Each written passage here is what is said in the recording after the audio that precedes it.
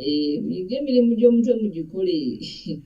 Tuli program Family Clinic nze Nancy Lydia Magezi Zabia Mukama amaaso myamya nine mukadde medicine Mugirwabi Kongolo from a distance.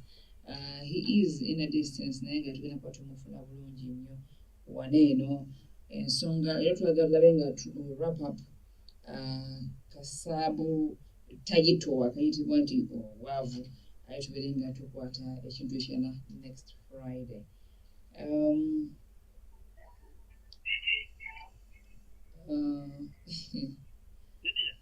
Mukadde wasuuza otya ssebo? Nasuuza bulungi nnyabo. Amiina ssebo sanso kuwuliza. Eno gyendi ompulira bwenkyekola mu background wano. Tukuwulira oli mu maka aga Vision Trumpet. Vision Trumpet eyo. Mpozi Lydia yegwa n'afulumya akayimba katajjawo ku by'amaka. Naye nga lwe lukyaliwo. Ndi na live wano ku TikTok. Okay. Era mbadde nkaweereza mikwano gyange. Bambi. Lydia nkulamusizaako nnyabo. Sebo naffe tukulamusiza mukadde. Njagala kutegeeza mikwano gyaffe abaliko kuno nga bagoberera emirimu gye tukola. Nti nsinziridde wano mu Arua City. Oli Arua. Era njagala kusaba buli atuwulira. Akonereko ku bantu abagambe nti live ku TikTok njendi. Bagende ku TikTok. Oli ne bw'aba mu office asobola okugenda ate radio eno ne eri live osobola okuginoonyako. Lydia balagirire ku radio basobola okuba nga bagigoberera basobola okugoberera programs zino. Okay, program ene live ku Prime Radio live stream ku www.primeradio.co.ug www.primeradio.co.ug oba tufuna live. Yes, ndi wano mu room yange nzizeeko ebbali. Ndi ku mirimu mitongole wano mu Arua. Yes, naye programu eno ensula ku mutima. Nga mukyala wange kiri kye batera okuteekawo nze tekinkolera makulu. Okimanyi kiri kye batera okuteekawo dagati agundi ansula ku mutima nga ngaki ate saagala kyogera nze ngambye nti ensula ku mutima nga mukyala wange. Kale ng'ekyo.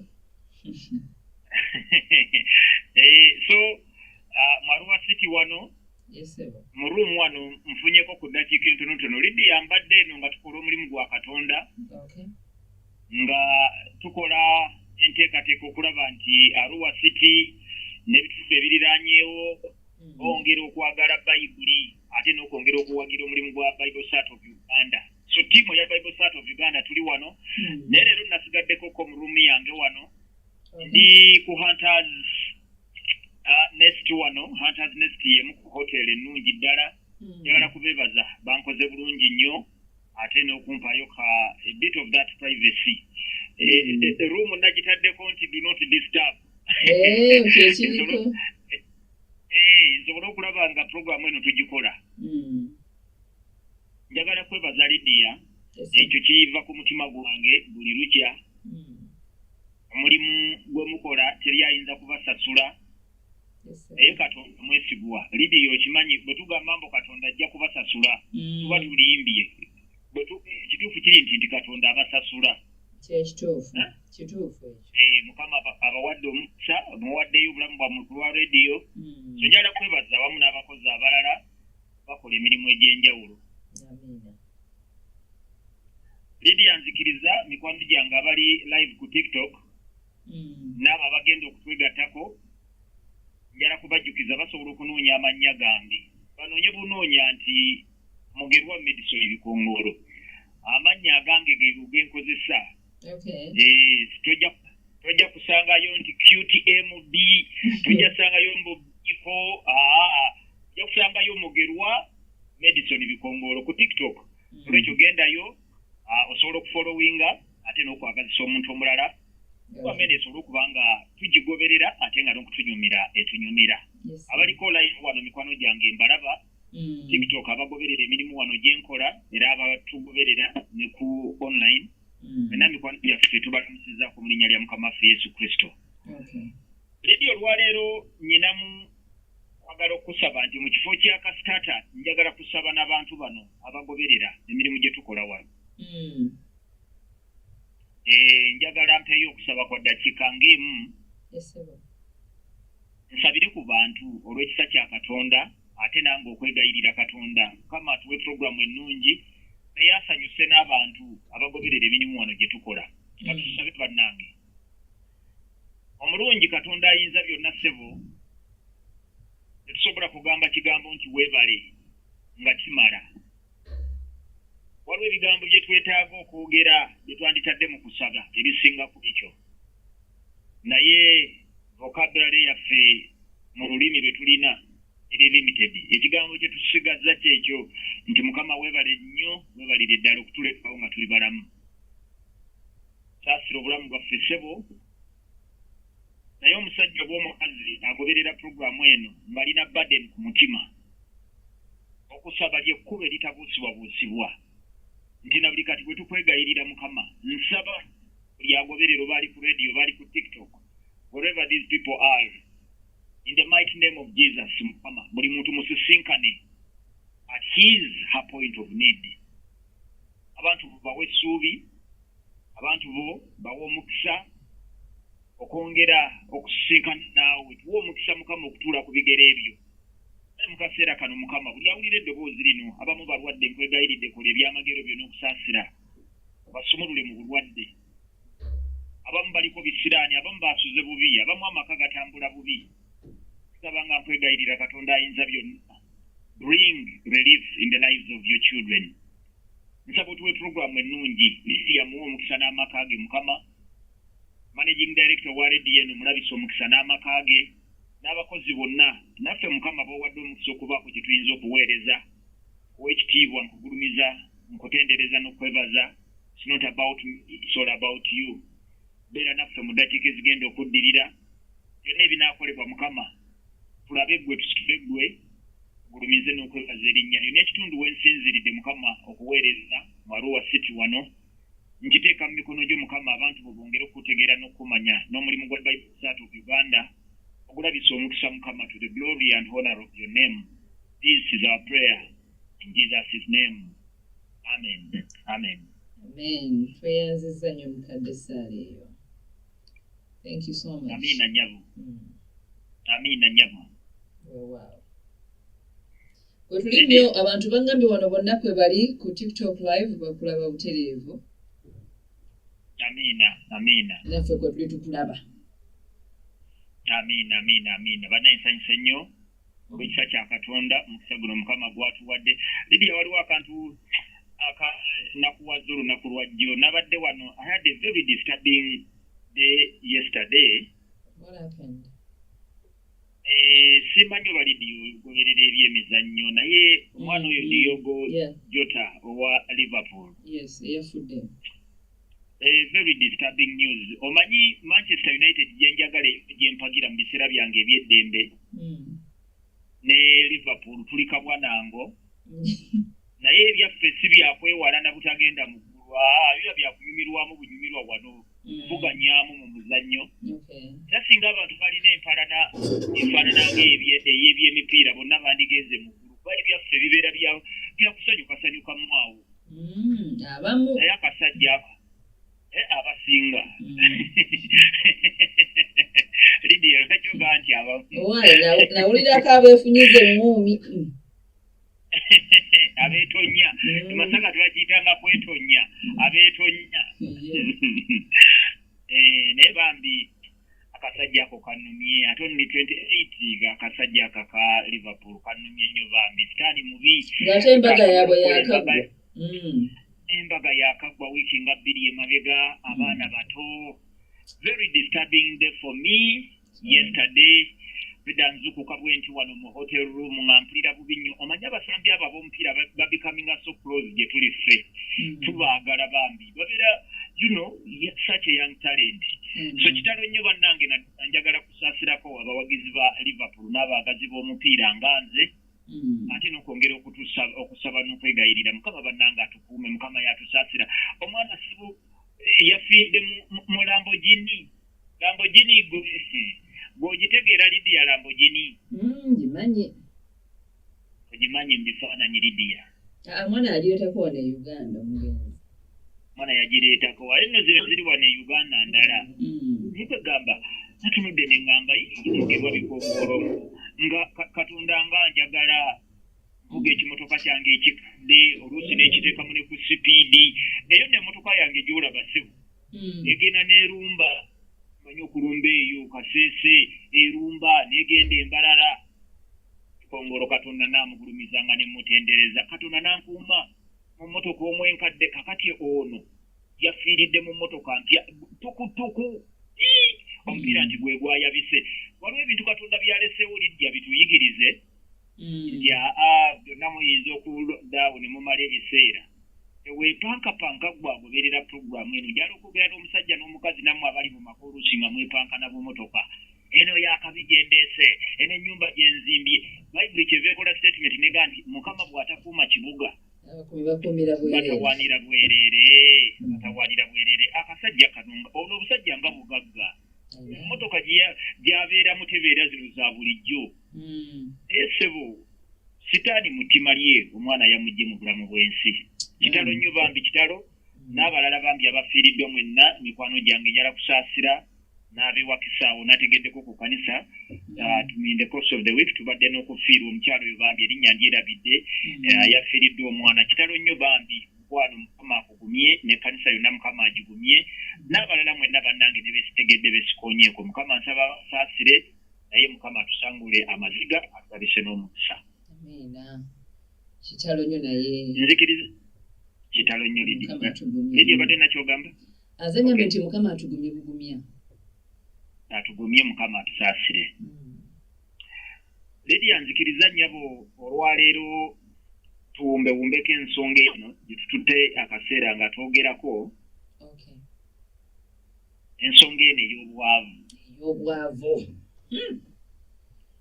obwavu singa tubadde mu studio n'okuwandula wandiwandudde naye ne mu studio n'awandula otya nga mpandula bwavu ng'owandula bwavu bwavu bubi bukulowoozesa nti tulina magezi naye ng'ate olina obwavu bubi nakula mpulira bagamba nti tebukumanyisa akwagala obwavu bubi ne bw'osinga oyinza okulowooza nti akusinga obwavu bukuwalanya ne mwavu munno waliwo asinga abaavu okwewalana newalana nnyo obwavu bubi obwavu bukuyisa omulogo kizibu nnyo okusanga omuntu omugagga nga bamuyisa omulogo abalogo abasingira ojja wegendereza bino bye twakuliramu Lydia abalogo abasinga ku kyalo olina gwejjukirayo omulogo gwe baakolagako nga mugagga naye tebannakundagayo omulogo yenna naye waliwo asinga abagagga obulogo gwe tewakulira mu kyalo abaakulira eri ewaffe Masaka muba mugenda nti oyo mulogo abaawo balogo oli mulogo naye bonna bonna benzijukira be bandaganga baavu bambi bwe nagenda nkula nategeera abantu abo kuba kati ku byalo eyo tuddayo nga kubona tekuliiko mulogo n'omu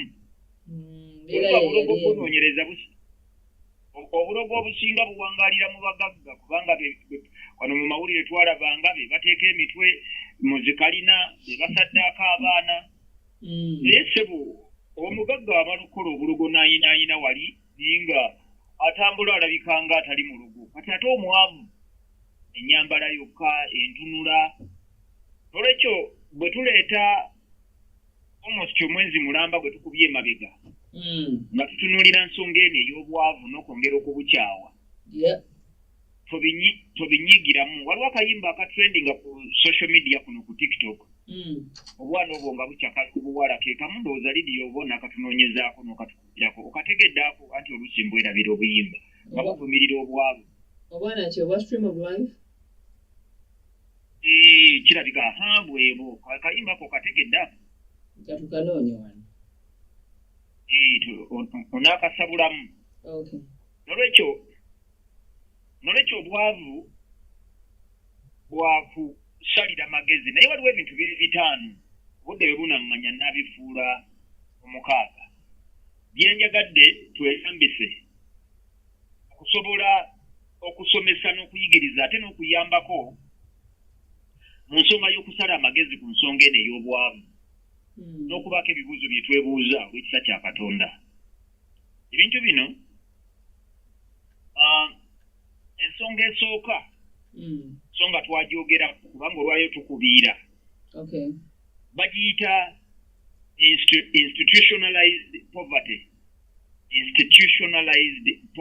nja kubikyusa mu Luganda. Ekigambo kino kiva mu institution, so institutionalized poverty tunuulira obwavu naye nga mu nsi mw'owangaalira eno eya Uganda gavumenti ekuyambako obeere mwavu. Ebyobuwangwa kabukyasiza ffe mutuwangaalira nga nabyo bikuyambako obeere mwavu. Ekkanisa nze bannaye munansonyiwa ayagala okunkyawankyawe kati ba Benihini wano banoonya ki okuba abantu bigo naye bannange enjogera y'Abaganda egamba nti aloga Uganda n'embogo tannabakuzisa wansi tulaba tuliko ekikyamu. Nabadde sisuubira nti Benihini akyayinza okukkirizibwa mu mbeera ezifaanana bwe ziti abantu balina ebizibu eby'amaanyi. Uganda tetwetaaga byamagero bya mu kkanisa. Amakanisa ago g'olaba institutionalized poverty eri mu makanisa ago agamu bwe babeera bapreachinga poverty, amalala gajjudde abasumba naye nga babbi bayaaye mpukuza abanyazi naye abantu mwe bayingira kati abantu ne babeera omwo ne babasiiga akazigo ne balowooza nti ebyamagero bigenda kuba bijja kuva gye bivudde bibajje mu bwavu. Tunulira Benihini honestly speaking okujjako wano naye nga kale singa twakozeeyo entegeka ne tufunayo omusumba ng'agenda kukola misomo gyakwongera kujjanjaba abantu mu nsonga z'obwavu n'ebirala ebiringanga ebyo. Olwekyo ebyo tuludde akaseera ate nga abantu batya n'okwagala okubyogerako naye amakanisa ago ng'abantu bagenda babakolera ebyamagero bawone obwavu n'ebirala ebiringanga ebyo geetaaga nnyo okubuuza ebibuuzo. Abantu ejjuzi wano ku social media Lydia walaba be bagenda nga beerwanako ne bagamba bannange ngeze mutusondesa ssente eza pe tankomaawo eza pe naye ssebo nga bafuna n'amaanyi oli afuna n'amaanyi n'abeera okwo n'abuzaabuza abantu naye gavumenti ebintu bino ebirabo ebimanyi. Gavumenti ey'e Rwanda njagala kugyebaza nnyo sijja oyo Kagame ne lwe nali e Rwanda eyo I came so close and short of meeting him. Naye of course president taba mwangu wa kutuukako naye mwagala ye takkiriza eno nonsense y'amakanisa ago gagenda gabba. Olwekyo njagala abantu abagoberera program eno mumanye nti obwavu bwa Uganda ne mu makanisa gennyini gye mugenda okusabira enteekateeka gye yeetibwa kukuume ng'oli mwavu olina kwebeereramu obeeremu amagezi.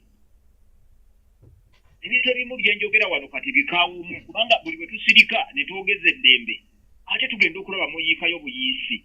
Nabadde ngoberera obugambo buno Lydia bwe njagadde ensomera abantu yagambye nti institutionalized poverty refers to a situation where societal structures and systems perpetuate poverty, making it difficult for individuals and communities to escape its grip.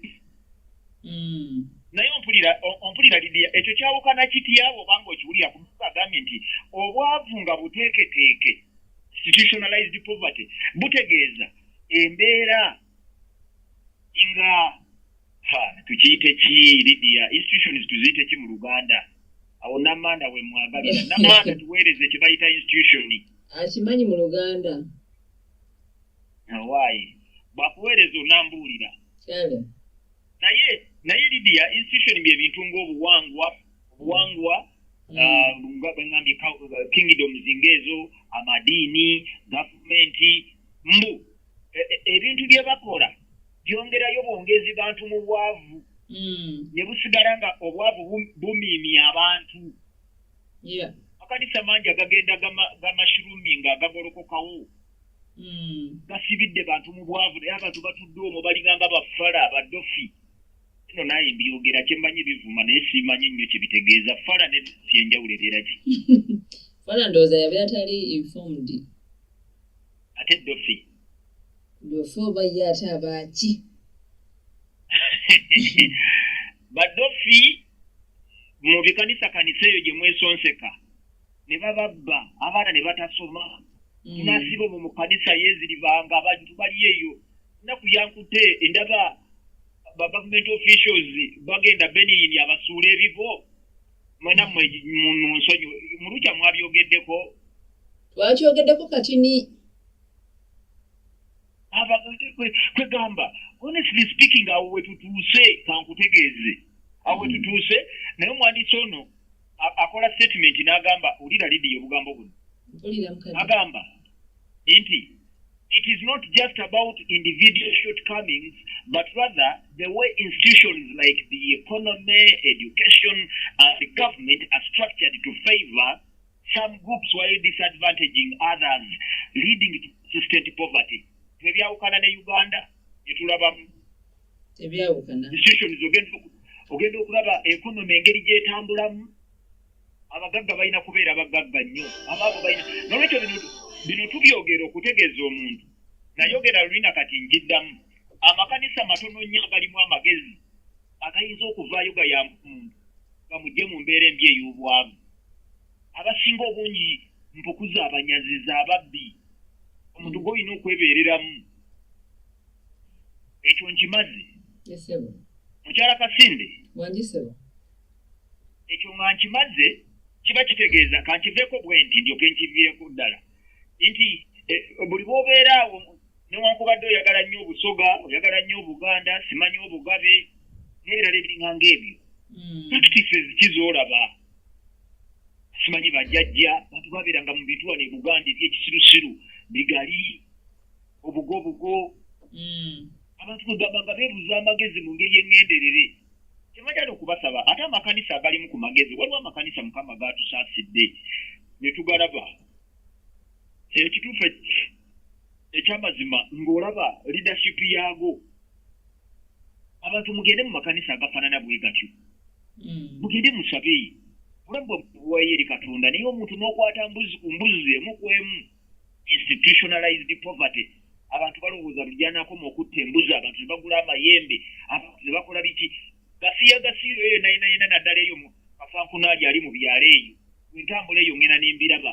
Abantu bakyalina amasabo. Usanga abantu abategeera bakyayingira obusiisira. Bali mu kweraguza. Abantu bali mu kukola ne we tukolera programu eno waliwo abali mu lusuku bwe bakwambulula. Ekirungi kya leediyo kye njagalako kati waliwo eyalese ka leediyo awo nga bali tagenderedde bino biwulira. N'abiwulira. Naye oli mu bwaffala oli mu mumwanyi omwo musiza. Bakuyira omudagala. Ekinamba oli eyo n'agenda okuvaayo amatoke ge wadde badde otema n'ogatunda nga gaayengera dda.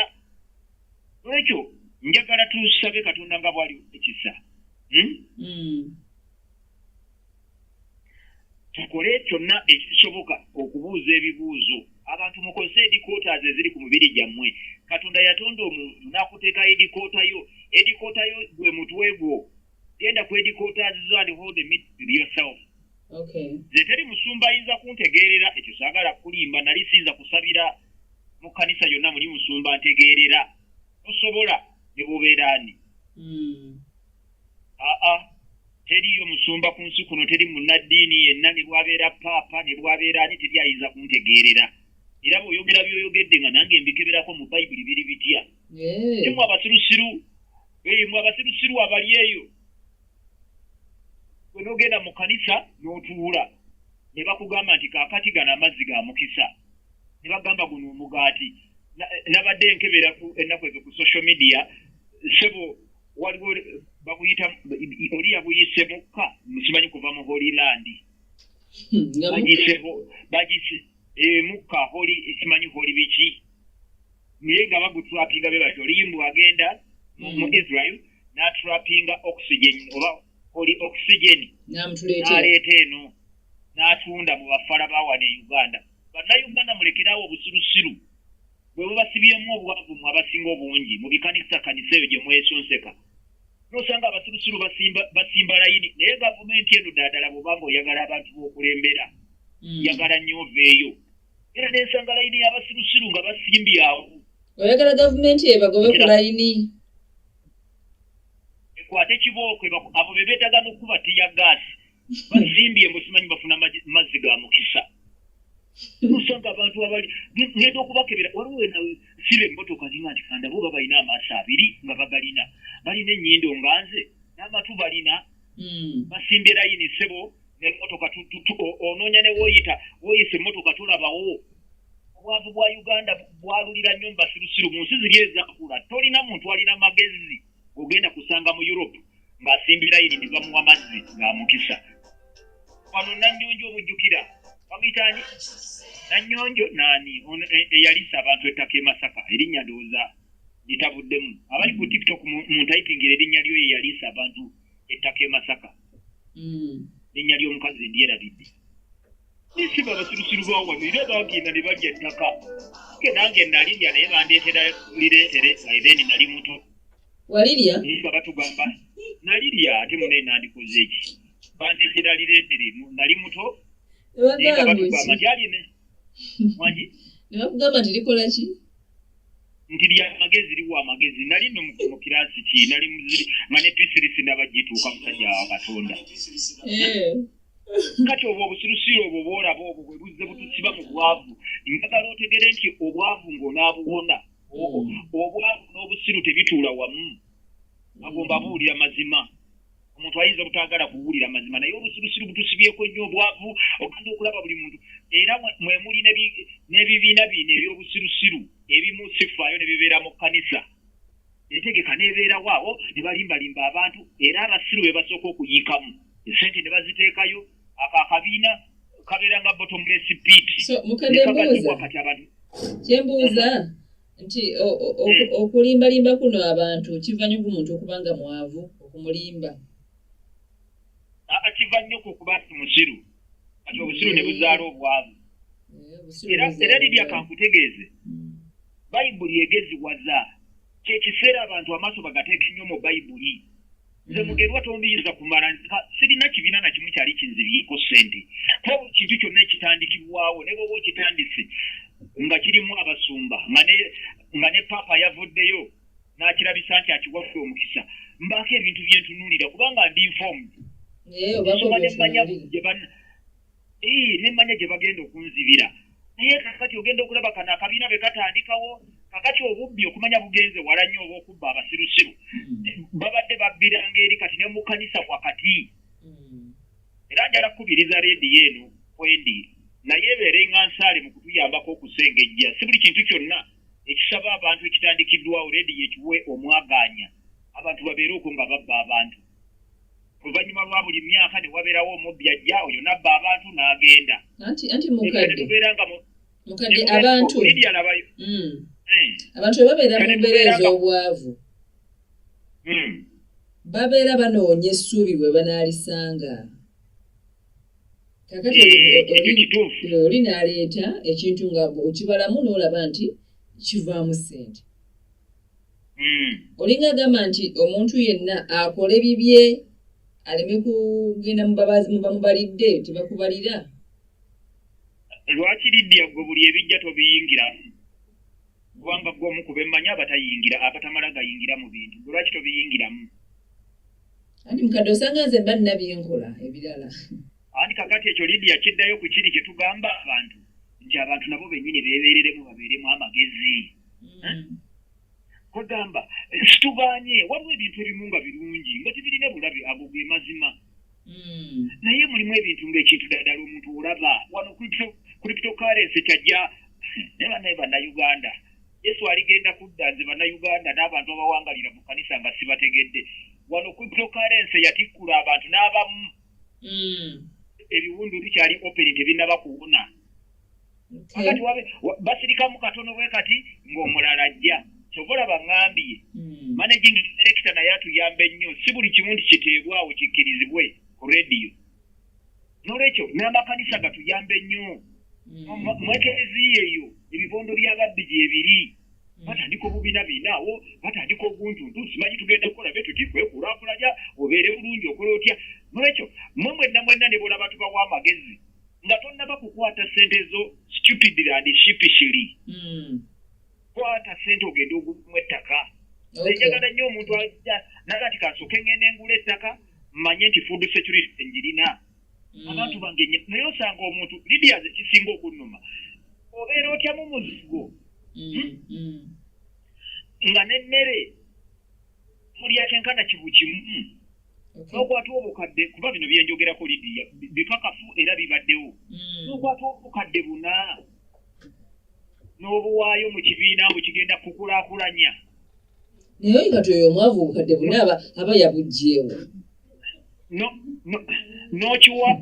n'owaayo ensimbi mu kibiina tukulundira enjiibwa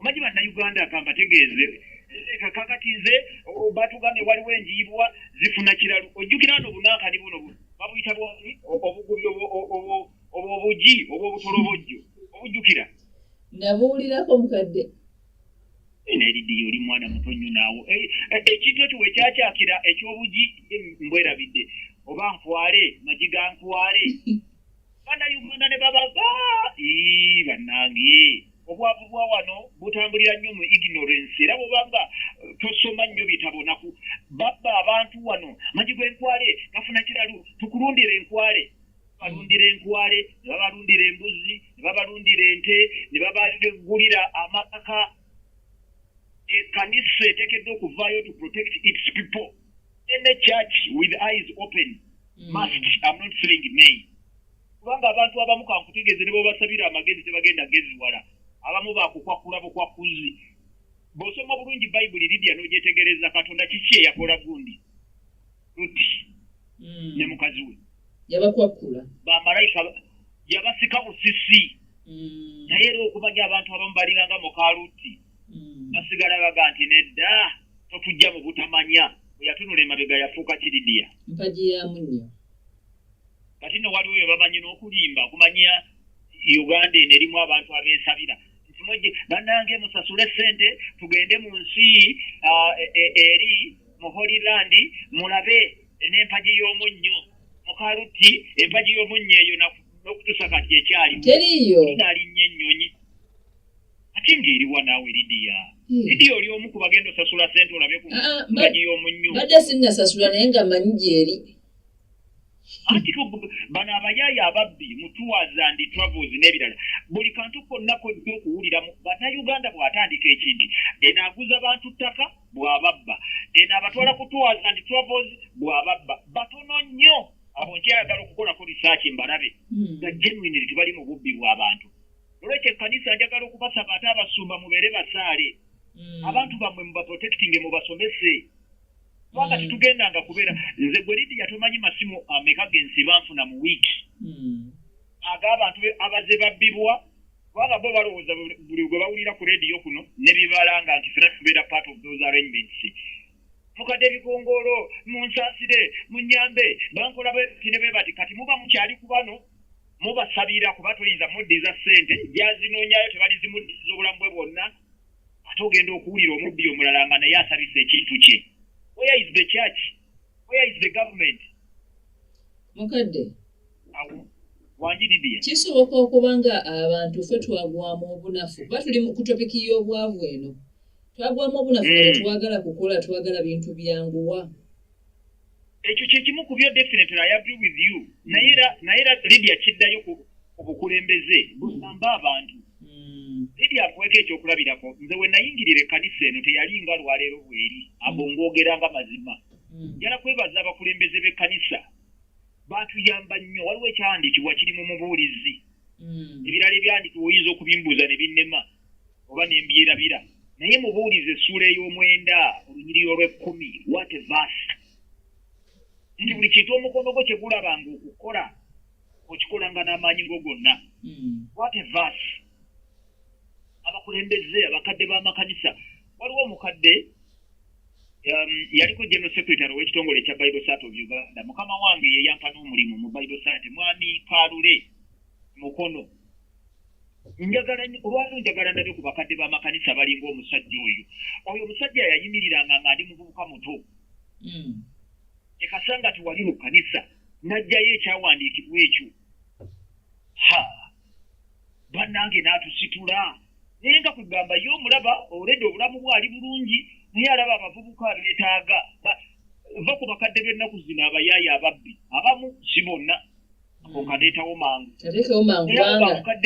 kubanga oli mukadde waffe nakataddewo dda abamu naye oyo omukadde Henry Kalule ng'abasajja abo batuzimba mu birowoozo batuyamba era we are part of what we are olw'obukulembeze bw'abakadde abafaanana ng'oyo mukadde Kalule ng'akugamba ekyandikibwa kigambye buli kintu omukono gwo kye gulabanga okukola okikolanga n'amaanyi go gonna abakadde bangi nnyo ab'akaseera kano bwe balaba abavubuka abalinamu obusente bwe bakoze abakadde nga bagenda bazimbawo oguntuntu ogw'okubba abantu. Pastors, wake up, muyambe ku bantu b'ekkanisa kubanga abamu bagenda kusobola kweyamba.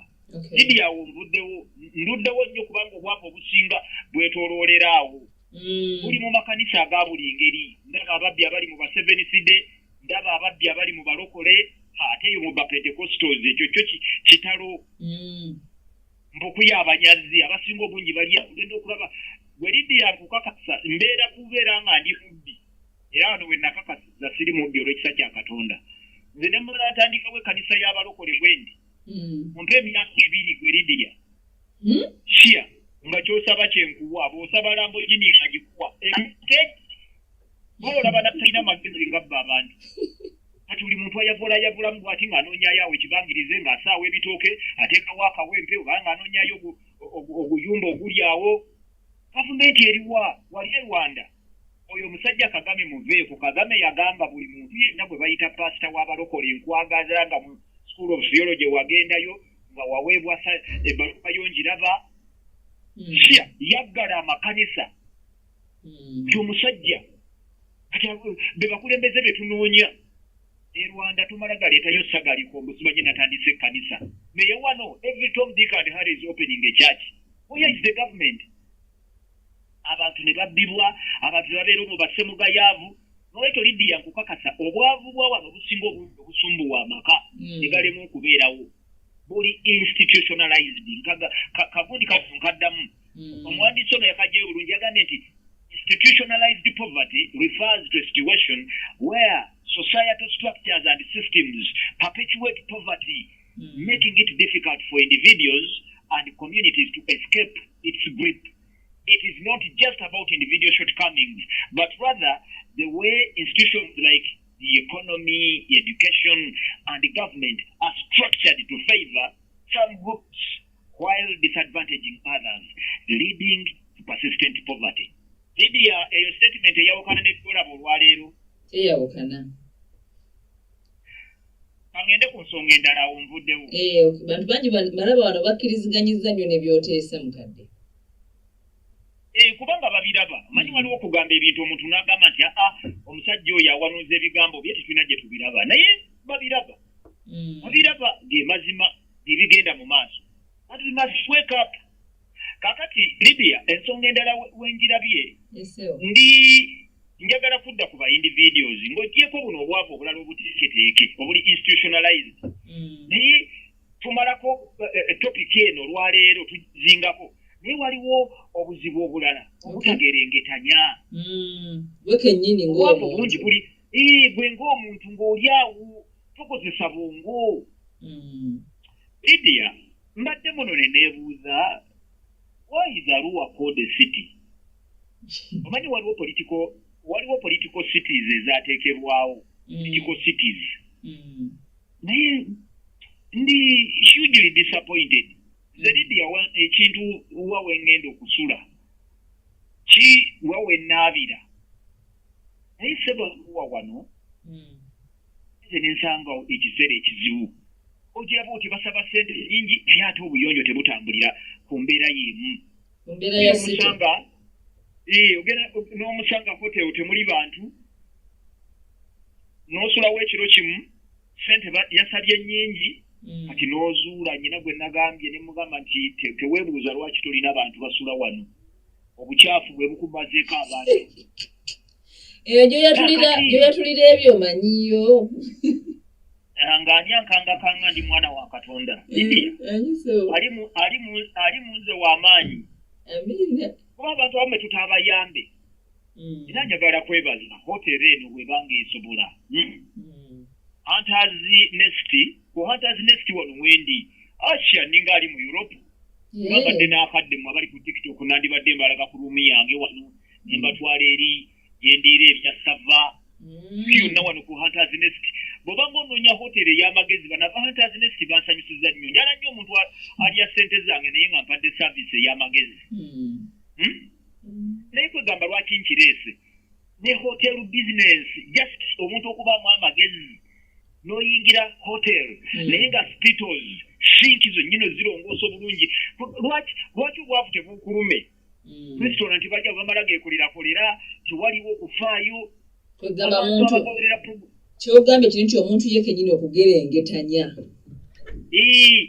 kakati otunulira Hunters Nest eno obuyonjo kwe bakolera oyinza okulowooza nti bo tebali eno waliwa kati bannaabwe abalala bajja bamala bakubya lumonde te nabo balowooza bali mu hotel business kakati wano bagaye nti bagenda kukoleza invoice ey'akalango ka Hunters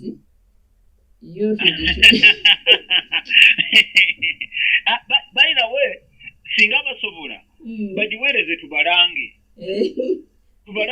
kubanga ekituufu ekyamazima bambi akola obulungi akola atya nabonyebonye nnyo Lidiya wano nengamba bannange ye nkoze ntya ogiraba oti munnange era bwe batonna bakujja eno basiba ssente empitirivu naye saaviisi si bwetyo bwefaanana bano bo njala beebaza ba Hunters Hunters bambi bayonjo bafaayo hospitality ennungi osanga abantu nga bategeevu so njagala okusaba n'okwegayirira Katonda nga bwali ow'ekisa naye Kampala ndaba nnyo abakola ebyo abagoya lumonde mulina obubizinensi buli awo tekammuka soko oyige be bakwata abantu tukwata tutya abantu tubatetenkanya tutya mufo ky'okubba abantu mutereeze emirimu esente zijja kujja nosanga essomero waliwo ekisomero ekimu sijja kukyogerako nasangayo obukazi buli awo naye buli mu kutulugunya bazadde ndi okuva Katonda nga nti wano tovaawo nga tulina kyokozeewo niye mbukwatamu awo Katonda omwogere ku mpewo wano naye nga kwegamba oli mu school business naawe wajja mu ssomero bakuwa ssente abazadde bateekamu ssente naye nga bali eyo nagendayo nze somesezaayo baana ssomero bwe gatyo abatalina mpisa sinza yadde bawa mwana wange naye nalina ebintu byali bintutteyo genda okubasanga eyo bali mutulugunya bazadde nembabuuza ku kimanyi kyomusiyingira mu nsawo yo guva mwono okwata obubi gwotulugunya ne kayita munne waako kundi jangu nno olaba ono akabona omusajja avuddewa mugamba nti kiddemu omulundi gumu kiddemu gumu yakiddamu deputy n'avaayo awo anange ssebo tusonyiwe naye nga kwegamba lwaki wayi agenda okusanga abazadde bali awo babavuma babasindiikiriza bamufulume ebweru tujje kubayita ne mugamba nti these are your customers find them where to sit abaana be baali balowooza nti njigidde mu ttuluba ly'abazadde naye ngaekyali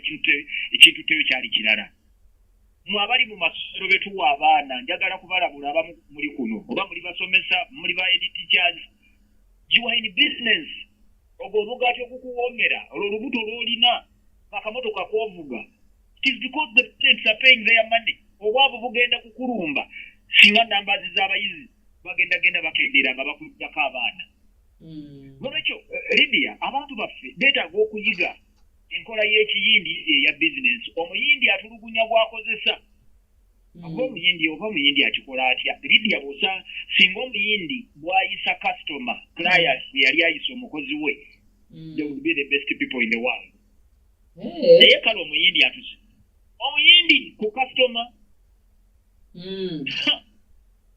obuzibu bw'omuyindi buli kwani ku mukozi si ku customer si ku client naye wano n'osanga omuntu ssebo nga yaleeta mu dduuka yaleetamu n'omufaliso kubanga ku kyalo yedduuka ery'amaanyi abasinga bagula awo abantu ne bakonkona kokokoko n'ava wansi wa kawunta ng'okonkona nnyo naawe kiki obadde ogamba ki badde ngamba ki nolwekyo bannange bangi abagoberera puroguramu eno njagala okubasaba obwabo obusinga ng'oggyeko buli obukole waliwo obunonga gw'obwereetako ijja waliwo ensonga endala gye nayagadde era nayo tugituukeko tugaziye ebyokulabirako ebimu birina wano mu Arua City. Arua City erina ebitali birungi naye erina n'ebirungi. Njagala tutandika okutunuulira Uganda mu bugazi bwayo. Abantu abamu oba abasinga obungi balinganga nze simala gatambula ge mazima kubanga ndi a bit sensitive n'alyaki n'asula wa binsumbuwa ntambula if I really must kati ng'eno Arua I only came because I had to simala naye bw'otandulula ku bigere obwavu busobola okuwona abantu bangi obwavu bubalumira eyo Kampala nimutandulule ku bigere mugende mu bantu abakyali abeebaffe abamu mubagulemu ssente eno mu Arua City waliyo bannayuganda abaganda abaazuukuka ne bave ne bamanya abantu beeno bamala gagira abantu bano nabeewuunyizza ino oyingira restaurant nabadde azuula restaurant y'amagezi gye ngenda okwogerako abono nabo bawandiikire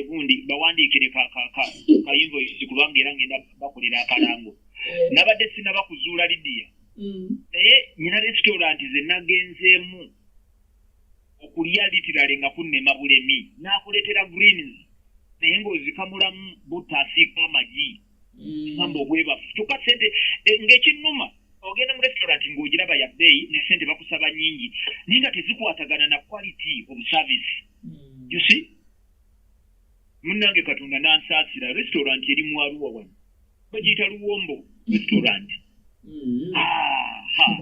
Luwombo restaurant wano Lydia bw'ojjanga eno mu Arua noonya Luwombo restaurant abaganda baaveeyo ne bagikola wano era bw'otuukaawo buli kintu kyonna kya butegeevu oba ng'ali e Kampala tubulamu ne neerabira nti ndi mu Arua obwana buleeta emmere bumanya okubayiringa obwana buleeta ebyokulya bubireeta nga birungi bibutto tebateekamu bibutobutto era ekifo kiri bijjuza amamotoka onoonya w'opaakinga nga tolabawo kakati restaurant gye ziri mu kibuga zirimu abajega bali awo bakyafumbafumba mu Kampala omwo bafumba ali ku kyalo afumbafumba byayagala ebirwaza abantu bano singa mbadde n'obuyinza eno mu Arua City nandikuŋŋaanyiza oburestaurant bw'eno mbagamba nti gwe olaba obwongo bwo tebukubuuza lwaki ona emmotoka teziva wuwe kubanga ffenna tukuŋŋaanira awo onoonyawo parking emmotoka ng'ogenza okulya nga niwe ogiteeka tokola ki tolabawo kwayi kubanga oli yalaba obunafu bannayuganda butandika okutandulula ku bigere mulabe wali obunafu bw'abantu mwenyigaawo buli ayagala bw'ati ayagala kukola mu mpereerwe kukola mu wandige ya Uganda ngazi gende Karamoja naye Karamoja onaagitwalayo restaurant teekwokereyo baani abanagiryamu naye kale mbadde ngeza kukulaga nti yiiyayo ekinaatambulamu ekitambulira waawo tuyiye in other words kyentegedde mukadde nti buli kintu ky'okola kigerengetanye kibeere nga kisanyusa bakasitoma abo bwe kiri Lydia bwe kiri bwe kyandibadde entegeka yonna esoboka bakasitoma abaffe babeere nga bali bulungi kamalirize na bino bibiri Lydia nzizeewo omuzindaalo Lydia nsaba mu bye tuzze twogera bwe tuba tunaakyusa embeera y'obwavu n'okubugoba nja kwogera nnyo kuba ndabayo n'abatandise abavumirira bawuliriza puroguramu zino zenkola n'emirimu gyenkola ku social media njogera ne bajja ne balimbalimba abantu teri ajja kunjija ku mulamwa omuntu yenna ng'anaawona obwavu kakasa nti olinako ettaka wootudde ettaka obwavu obusookera ddala obukyasinza okubeera obubi is food poverty anaye njagala kubasaba mukole kyonna kye musobola naye twerwaneko simba emmere funayiika emu funa bbiri onakatakako tema lumonde ezendirwa muziteekeko bwe kiba kisoboka nabagamba dda nakati nkiddamu bw'oba teweekakasiza ddala mu Kampala okolamu ki vaamu wakati obaffe abamutukuze bukuzi nze liddi yekikyannemesezza mu Kampala omwo ne outskirts okuba nti nkolera mu Kampala ate era nga mwensula nyinamu byenkola nkola emirimu gy'abeeni simu gya Bible Start of Uganda nkolera ku headquarters mu Kampala kyova olaba era sisula nnyo wala naye nze sijja kulimba Lydia bwe naaba nnyinyusa emirimu egimbeeza mu Kampala ne ku outskirts nja kweyongerayo eri mu byalo ewange era n'eyo ndye ku Zovakedo ndye ku Menvu mbeere nze era buli bwe ŋŋendako mu kyalo bwe nti kankutegeeze mba mpulira saagala na kuvaayo naye omuntu n'omusanga omuntu ali mu kibuga ntera nnyo ennaku zino okubuuza abantu ndimubuuza nti mu kibuga okolamu ki oneeyiiya nze sisobola kuba mu kibuga nga neeyiiya kangende mu kyalo kizibu kusanga muntu akola statement ya bannakibuga be bakola statement egamba mbu neeyiiya it's not a statement in villages ate mu villages tweyiiyizaayo ndi mu kulima kasooli ndi mu lumonde bwe Lydia okimanyi twakazuukukidde wano omuntu ali mu kyalo empango y'ebikajjo weeri amenvu weegali ovakedo waali amatamunte weegali amagi g'enkoko weegali ebyo byonna byonna byenjogedde bw'obisanga mu nnyumba y'omuntu asula e Kampala ne outskirts z'e Kampala nosooka okulowooza nti oyo mugagga ate nga yindidde aba mugagga kakati kitegeeza nti waliwo abagagga abali mu kyalo naye nga bw'ogendayo n'obalaba olw'okuba bagubye olowooza baavu bwe n'obeera ng'eno oyambadde onyiridde bannange famire muzikwate bw'oba teweekakasiza ddala ki kyokola ku kibuga kuleka nga olina woofiisi wakati mu kibuga nga mwokolera ngaani muve mu kibuga bwavu bugenda bulumidde abantu abo abaana tebasoma abaana bali mu njala naye abantu bali eyo mu kibuga Lydia kira bwati era mwe abaleera beeno mu kibuga mwe be balundira enkofu enkwale bo bali eti beerundira enkwale bagambye beerundira bugubi si nkwale bugubi wamma obugubi naye kati mmwe olw'okuba muli eno n'olwekyo omulanga gw'enkuba ogutakungula twembula esinga ebyalo omuntu okubeera mu kyalo tekitegeeza omanyi obuzibu bwe twakola ekigambo kyalo kitambulira wamu n'amaalo kati abantu balowooza omuntu abeera mu kyalo abeera w'amaalo byagala kuvuga nga kyekimu tebitegeeza kyekimu Assemblies villages era Lydia ndoza twali awo nga ni mu studio abantu ne mbakubiriza ne mbaga nti omanyi oyinza n'okubeerako kati ffe mu bibuga muno Mukama atuwadde omukisa tulina bye tutaddemu era tyamya kugambye nti mu byalo tetutaddeeyo bintu ebyalo ne mu byalo gye tuli tulowooza kuba waliwo abalowooza nti oyo asindika abantu mu affe gye tuli era tusobola kukeera nkya Lydia n'oŋŋamba nti lockdown bagireese nti oba gavumenti mu kibuga nti mu kyalo n'embuga we naabeera nkwata famire yange nga ŋŋenda mu kyalo kubanga ekyalo nkikiririzaamu tetubasindika kuba waliwo eyampereza message n'agamba oli eyo sindika abantu mu byalo gwe nga tokibeeramu gwe nga tokigendamu sinaba kigendamu nyina byenkola mu kibuga naye ate ne wonkeera enkyatigenda mu kyalo era sibula wenteeka famire yange mu kyalo ekyo nsaba Katonda nga bwaliwo ekisa ekyalo tukyagale tukyembulesinge finally Lydia akasembayo njagala okwogera n'abantu nga balina obwavu ekika ky'obwavu kye batatunuulira omanyi abagagga bangi oba berowooza nti bagagga bangi kuba tubasisinkanye nga baavu bampisa oba nabo kika kya bwavu ekiri very dangerous amaka ne gagaana okubeerawo nga ssente zonna zirina naye nga talina mpisa alangira abantu mulekerawo obukopi n'olangira ne mukazi wo n'omulangira k'omuwadde n'omulangira emmotoka n'omulangira akayumba k'ozimbye ekyo nakyo kika kya bwavu ekimenya amaka ate ekyo kigoba n'essente nno kankutegeeze olwekyo twagala okukaba ku burandi y'abagagga nga bwe ntambulatambulako bendaba mu Europe omwo mu Amerika ne mu Uganda muno tukyalinamuko ku batonotono nga ddala mugagga naye ate era mugagga wa mpisa. Omugagga yenna ng'oli mwavu wa mpisa ng'obeera mwavu essaawa yonna obwavu buba bujja kulumba kubanga essente zigendera wamu n'empisa n'obuntu bulamu. Olwekyo mulekerewo amalala gamenye nnyo amaka kubanga oleese akamotoka kubanga olina akayumba k'ozimbye abaana n'obaduumira omukazi n'omulangira amaka agamu ne galema okubeerawo kubanga omukazi ayinamuko ku ssente yasinga ku musajja. Ebyo bisanga mu Afrika muno. Nolwekyo bannange tukole ne ku akawunti y'empisa obuntu bulamu. Ate bw'obeera omugagga obeera mukulembeze omugagga yogera bulungi n'abantu. Muve mu mbeera z'ekiyaaye abagagga abayaaye beba balangira abantu beba abavuma. Naye ffe be twagala burandi y'abagagga be tukubiriza ne batabani baffe babeere kyekika ky'abagagga abali hambo. Abagagga abasobola okukkakkana ne balaga ekitiibwa kya Katonda. Abagagga abeetowaze eri bakazi baabwe.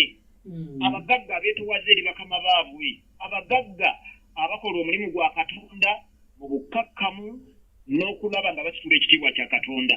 Bwe tunaakola ebyo amaka gaffe gajja kubaawo. Bannaye Mukama abampeera omukisa mwebale nnyo okugoberera emirimu gye nkola wano.